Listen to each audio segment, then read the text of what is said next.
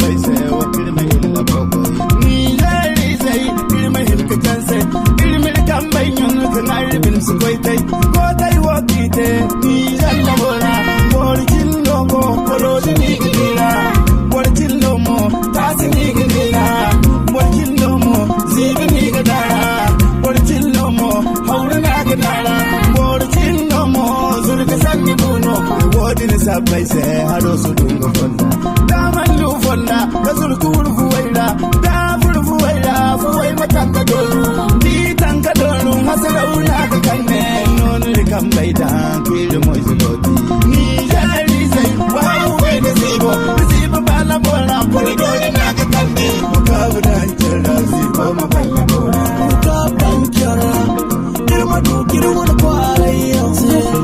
ina ro kan ko kan jalla bora da albiyali baba da wai dura karga mungu zame wandora ala mi so shinora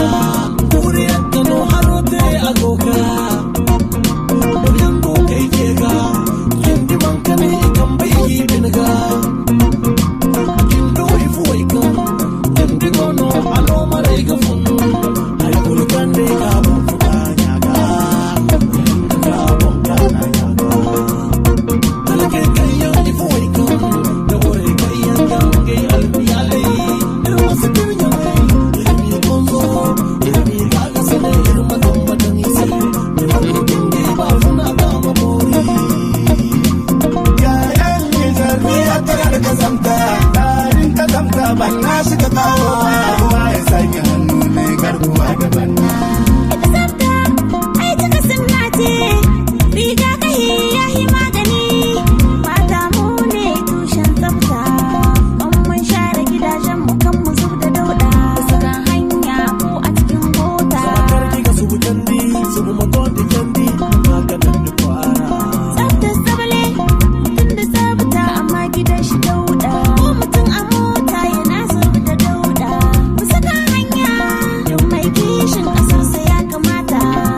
ya kawo gudunmuwarsa mu saka tsarin da ake shaddadawa da raya biranen mu ya yan ni zarbi atara da kazamta tarin ka zamta ban na shiga kawo wa ya sanya hannu ne garkuwa da banna changement climatique c'est sémantique à l'instant de tous les pays du monde je traverse cette problématique aux conséquences catastrophiques. La montée des eaux, la crue du fleuve Niger, l'occupation anarchique des espaces publics, l'insalubrité chronique de nos ruelles a des effets asymétriques dévastateurs sur l'environnement tels que ces inondations cycliques. C'est pourquoi la dégradation de l'environnement requiert la participation de tous dans la recherche de solutions durables. Tiens, Niger, de fortes précipitations depuis quelques années engendrent des inondations qui plongent nos populations dans la désolation. Je demande des actions civiques de tous les citoyens pour soutenir nos sinistrés, victimes de cette catastrophe naturelle. Et au-delà,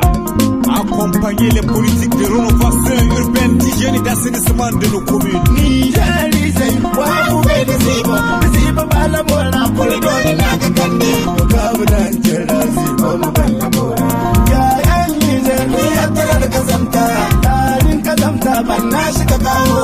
wa ya sanya hannu ne garkuwa da banna ka budan jira zibo mu bala bora ka budan jira kala bora Siani Studio